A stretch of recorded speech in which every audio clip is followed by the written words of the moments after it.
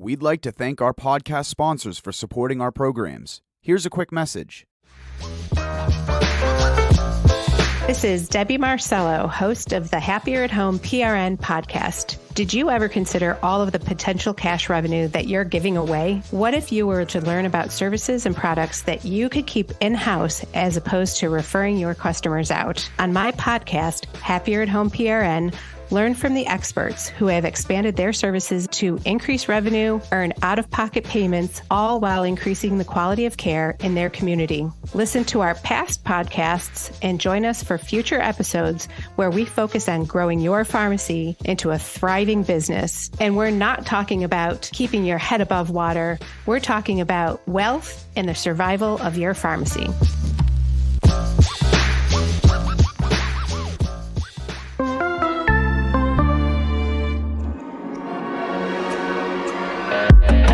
You're listening to the Pharmacy Podcast Network.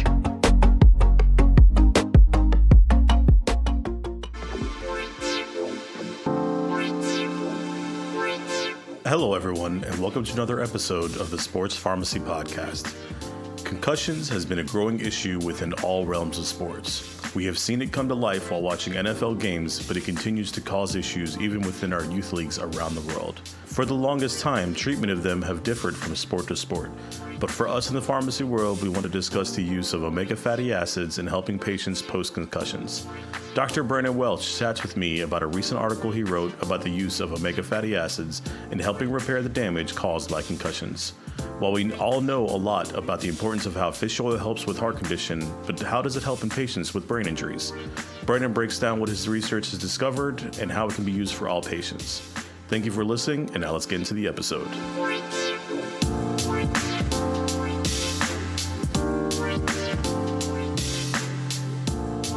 Hello, everyone. This is Dr. H here. We're here with Dr. Brandon Welch to discuss all that is about how to help with concussions. Recently, Brandon posted an article in Sports RX News, the innovative use of omega-3 fatty acids in concussions. First off, Brandon, welcome back to the podcast. How are you, sir? Doing great, man. It's a pleasure to be back on. Good to see you. Yes, sir. How's Florida? It's good, man. You know how Florida is. The weather is always kind of finicky. Right now, it's a gloomy Sunday. Really? For the most part, since it's spring, there's always sunshine and flowers out here. That's what I like to hear. You know, I'm here in Texas, and we had a hard freeze last night, apparently. It is 30 degrees outside, but I know you can kind of see from my window over here. It's sunny. But, man, It's 30 degrees outside. It's freezing. Hey, us Floridians aren't used to that. That's great, man. So I want to get right into it, bro. Let's, for everyone that missed you on the first episode, Brandon, why don't you tell us a little about yourself, man? Yeah, so I'm currently right now, I'm the clinical wellness coordinator for Baptist Health. I work in sports medicine and orthopedics department, and I'm also the editor-in-chief for the Sports Pharmacy News magazine, where we go over all topics in sports pharmacy, such as a topic we're going to be discussing today on concussions. Mm-hmm, mm-hmm.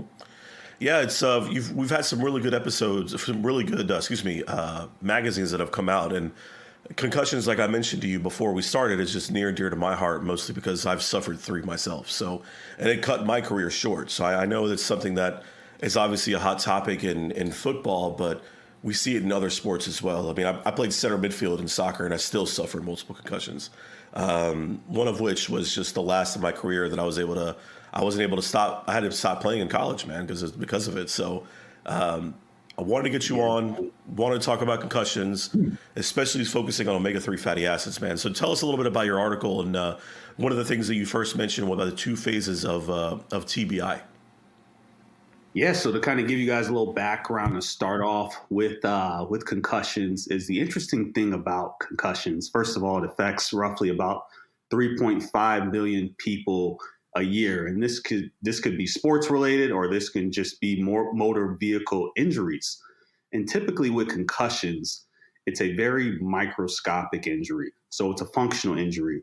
It's not something you will typically see on diagnostic imaging testing, such as your CT scans or your MRIs, because it's hard to see the structural damage that kind of goes on with any type of concussions that happen to the brain. So typically, a SCAT assessment may be used, which stands for Sports Concussion Assessment Tool, and it is kind of a clinical syndrome as well. And so, a lot of times they used to say that concussions is known as like the silent epidemic, because concussions for a while were unfortunately underreported, because a lot of people were having a hard time trying to figure out, okay, how do we detect if this is a concussion? Mm-hmm.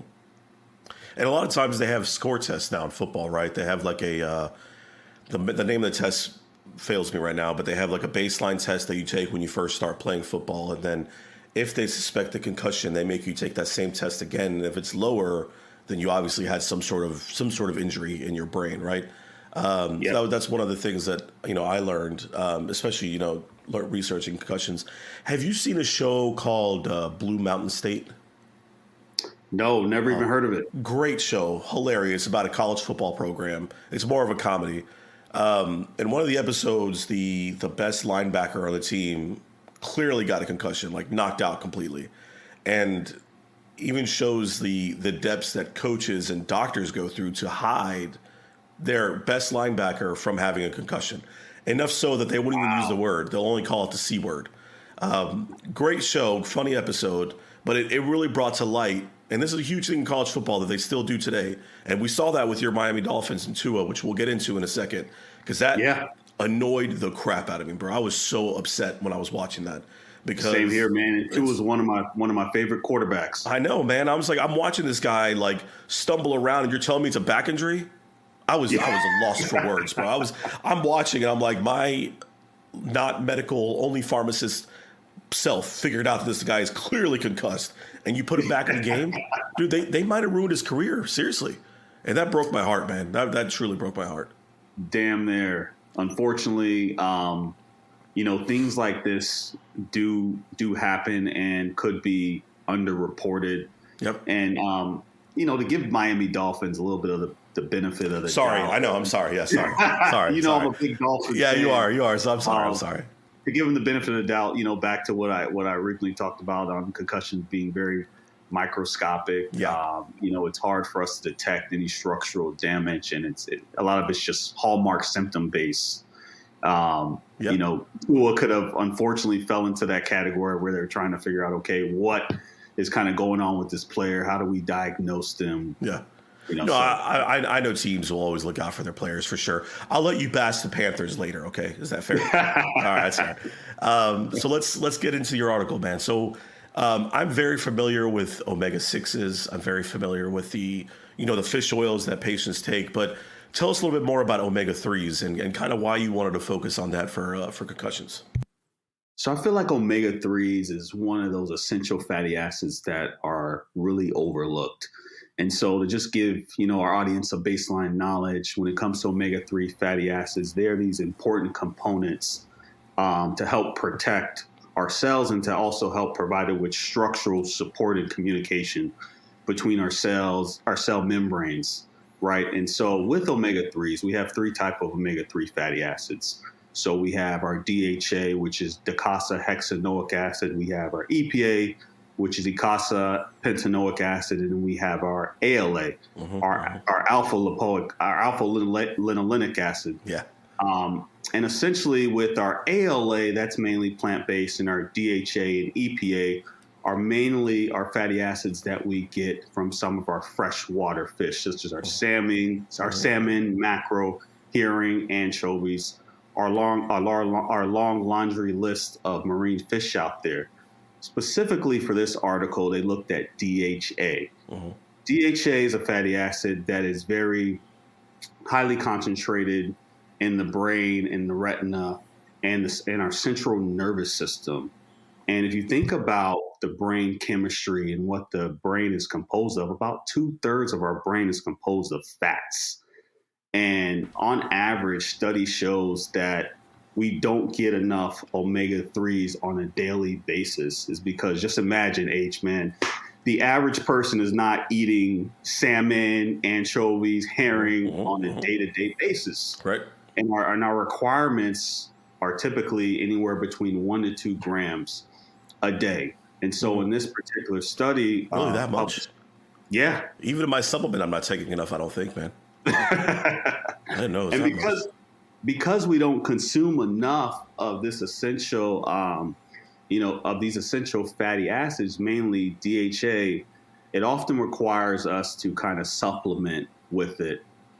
And in this article, published by the American College of Nutrition here, it talked about, omega-3, specifically DHA's role in combating and dampening some of the acute inflammation that you get from these traumatic brain injuries.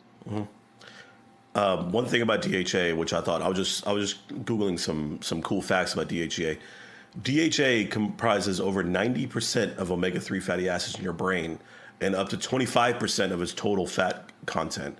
And it's not just important just for, obviously for the role in your brain, but I know for pregnancy, a lot of the women patients are taking DHA to help with their pregnancy, and even as well as infants, man. That's a really big important role for helping development of all the motor neurons.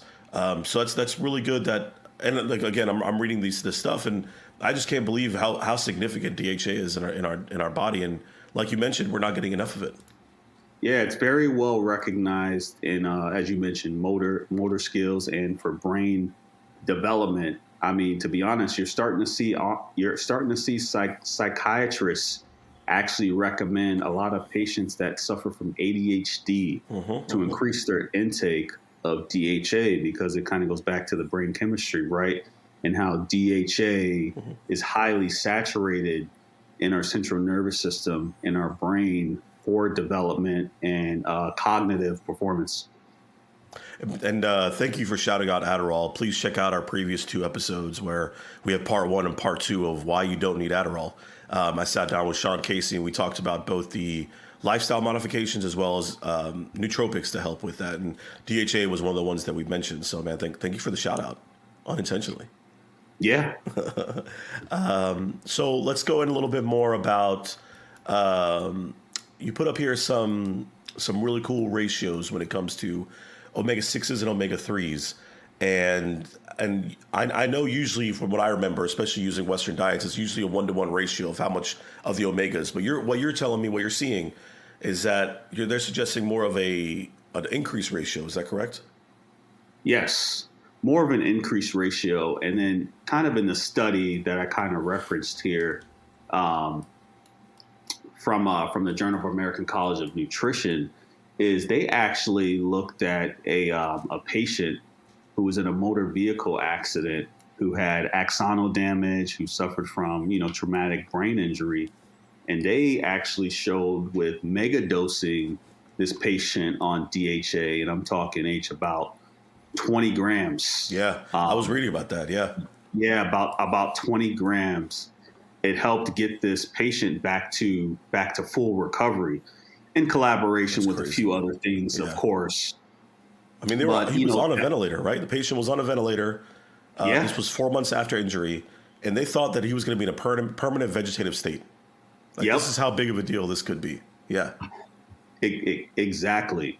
And so, when it comes to DHA, also, it has the ability to increase what's called our D series of resolvins and protectants, which help kind of combat, again, the inflammation and some of those hallmark symptoms that you get from concussions.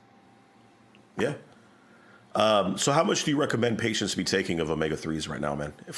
Especially for, there's some, like my wife, she doesn't like seafood, refuses to eat it, which to me was this close to being a deal breaker, this close. No, I love my wife dearly. No, I'm just kidding. What doses are you recommending for patients to be taking omega-3s and dosage form? So again, there's 2 sides to this answer, right? So specifically, if you're trying to treat, cognitive skills, or for brain development to mask anything in the central nervous system, I would say increase your DHA intake to about 1.5 to 2 grams on a daily basis. Now, if you're trying to treat like heart health or any type of, chronic inflammation, I'd say focus more on your EPAs of getting 2 to 3 grams of your EPA, because the EPA fatty acid, the eicosapentaenoic acid, and I'll reference the Reduce It trial, that shows to help reduce, to help improve cardiovascular health and to reduce any cardiovascular inflammation that you have going on in the body. And also to take things a step further, there is also really good research out there to support the use of DHA and EPA to reduce what's called DOMS, delayed onset muscle soreness.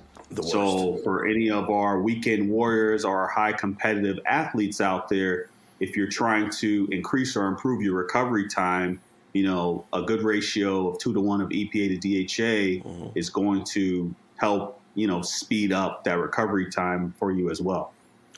I'm glad you mentioned the DOMS thing, because I can tell you as a person that works out, 4 days a week myself, especially after leg day, man, that DOMS comes on quickly.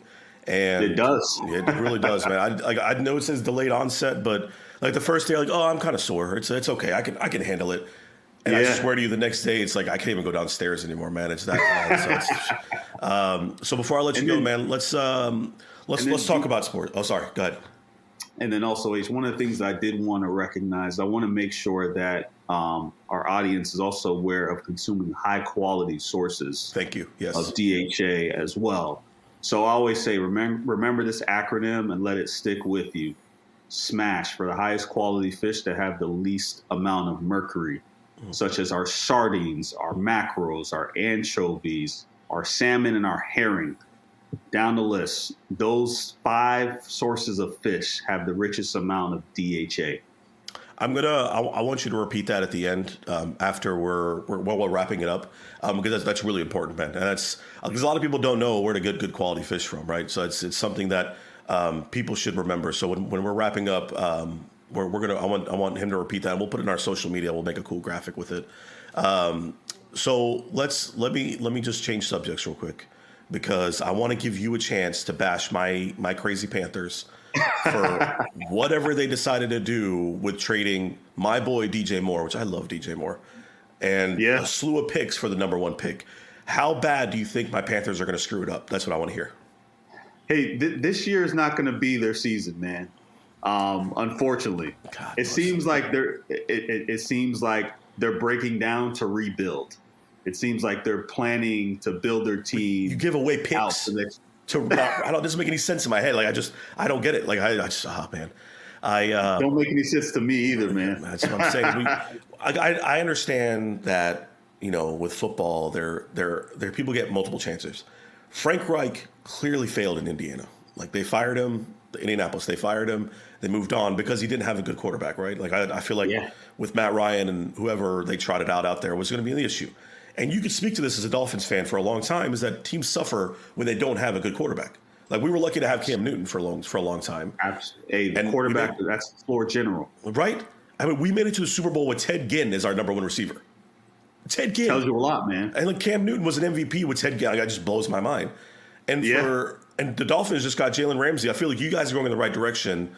We're hiring people's trash. That's how it feels like to me right now. Honestly. Man, our Dolphins, man, we had an exceptional offensive team last year. Right. I think where we lacked was our defense. And so this pickup from the Dolphins of Jalen Ramsey, and to even add to that, picking up a top defensive coordinator, Vic Fangio, I think that we are building a dynasty team. You know, Tua. I love Tua, man. Tyreek Hill, Yep. Waddle. We just re-signed, our running back. So our offensive team is exceptional, and then now we're adding to, our defense and adding Jalen Ramsey. I think this looks like a Super Bowl year for us. Whoa, that's bold, man. The AFC East is gonna be loaded though, man. It's loaded, but I'm confident.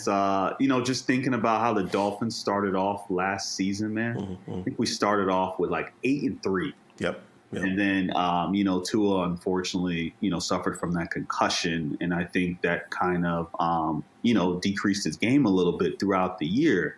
But if he's back full, almost close to 100% next season, I think we got a good shot at the Super Bowl. Yeah. Also, right now the March Madness is going on. And remind me, do you have a team that's still in the tournament? No, unfortunately, I like the University of North Carolina, man. I like my UNC. That's my school. That's my school. I like those guys. But for the purpose of March Madness, I'm going with UCLA because I've been following my guy Amari. What is his last name? I know exactly what you're talking about. Amari Bailey. Bailey. Yeah. It's crazy because I used to watch this guy all throughout high school. He went to Sierra Canyon. Really? With Braun's son, Bronny. Yeah. And, I mean, he was easily a 25, 30 plus a night game scorer. And then to see what he's doing on UCLA, averaging around 11, 2 dimes a day, two dimes a game. Yeah. And so I think UCLA, man. And he's only 19. With those guys. Yeah, Amari's only 19. I had no idea. He's only 19, and I think he has so much potential and upside that I'm gonna stick with him. That's fair. Yeah, to talk about my Tar Heels, it was tough to start out as the preseason number 1 and then not even make the tournament. That was tough to watch. I'm a big Hubert Davis fan, and I just think that we relied too much on our starting 5. I mean, there was no depth, and last year it worked. Luckily, we made it to the finals, but that was a very special team. The only thing I'm happy about is that we ruined Coach K's night 3 times last year, so that was by far my favorite thing. And Duke's out of the tournament, so they can go home. Man, too. it's crazy watching March Madness because it feels like there's a lot of dark horses. There is. You look at Purdue that got upset. That was crazy. Almost unheard of. It's a bunch of giants on that team. Yep. Yeah. Yeah, man. Kansas got upset. Yep. Duke is out. Yep. we almost seen them blow a game. Didn't Princeton just make it to the Sweet 16? I believe Princeton. Yep. I believe Princeton 15 made it. seed. That's crazy. Yeah, 15 seed. Yeah. And so, I mean, it seems like the championship in March Madness is kind of up in the air at this point. It's been a weird year in basketball for sure. So you have UCLA winning it? Yeah, I'm going with UCLA. Okay. I'm going with my guy, Amari Bailey. I was watching a lot of Alabama, and those guys are just bigger than everybody out there, man. They're faster, and I know they're in the SEC, which is not great, but they're a good team, man. I'd watch Alabama and see how they do. Brandon, I really appreciate your time, man. Let's do a quick recap for everyone in the episode. I want you to kind of tell us a quick overview of everything that we talked about, and then please bring up the Smash thing again, please. Of course. So this episode, we talked about concussions and how this is, a microscopic injury, and it's important to pay attention to those hallmark symptoms such as headache, loss of memory, and figuring out what are some innovative approaches to add to the already treatment protocol that is already in place, such as the use of omega-3 fatty acids, mainly increasing your concentration of DHA and focusing on those high quality sources of it, such as the acronym SMASH that I mentioned in the earlier part of this recording. Our sardines, our mackerels, our anchovies, our salmon, and our herring. And I'm going to be a little bit pedantic when it comes to salmon. Make sure that it's wild caught salmon. Is because the quality and the nutrition value is not the same when it comes to wild caught versus farm raised salmon. Mm-hmm. I do have a favorite brand that I get of salmon. Costco sells individually wraps frozen wild Alaskan salmon. It's already pre-seasoned. I do, man. That's the best one. I appreciate your time, Brandon. Where can we find you on social media, man? sportsrxnews.com, where we highlight a lot of different sports pharmacy topics. And then also my personal brand, pharmacyathlete.com, where I go over different human performance strategies such as training, sports nutrition. That's the best way to follow me on social media. My IG handle is also Pharmacy Athlete. And then on LinkedIn, just my regular name. And then we have our business page, Sports RX News. Yeah, I don't joke around when I say that. When I watch Brandon on IG, a lot of times he's giving some really good information, but he has no business looking that good when he does it, though, man. Yeah, I'll take that as a good compliment, man. Yeah. Anyway, man, what can we expect on the next issue of Sports Pharmacy News?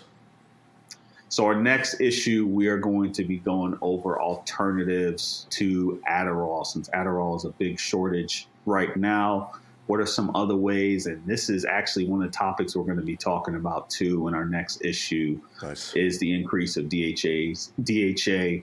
And then, my guy Sean Casey, as always, is putting out good content. Shout out to Jessica Biel too, who puts out amazing content in the magazine.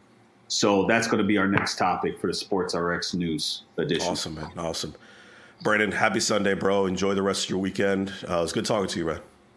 Happy Sunday, man. Take it easy. Thank you for listening. If you really enjoyed our content, consider giving us a 5-star review anywhere that you get your podcast. Follow our Instagram for all the up-to-date news at Sports Pharmacy Pod, as well as me, your host, at Dr. Mix-a-Lot on all social media profiles. As always, stay well, stay hydrated, and I'll catch you next time.